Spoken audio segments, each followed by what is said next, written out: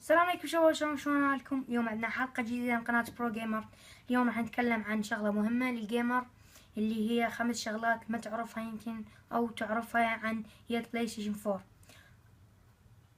أول شغلة عندنا اللي هي شلون تكنك اليد مالتك على جهازك سوني اكسبيريا من تلعب ريموت بلاي ستيشن 4.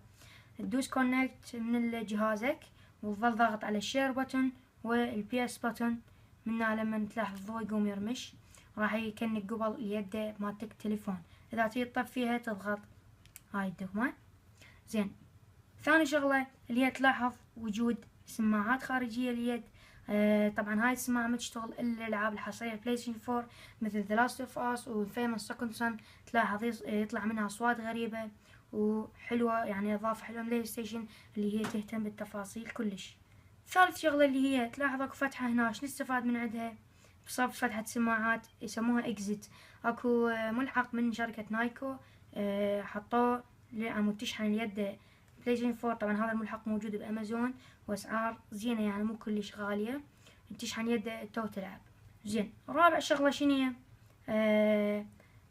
هنا اكو فتحة صغيرة بصف البرغي. هاي الفتحة ترسل اليد منها، يعني اذا تروح تلعب ويا صاحبك او ويا غير بلاي تكنك اليد على البلاي الثاني بس بدنبوس او اي شي منها ظل دايسة راح قبل ترست اليد. اخير شغلة واللي اكثركم ما يعرفوها اللي هي شير بutton.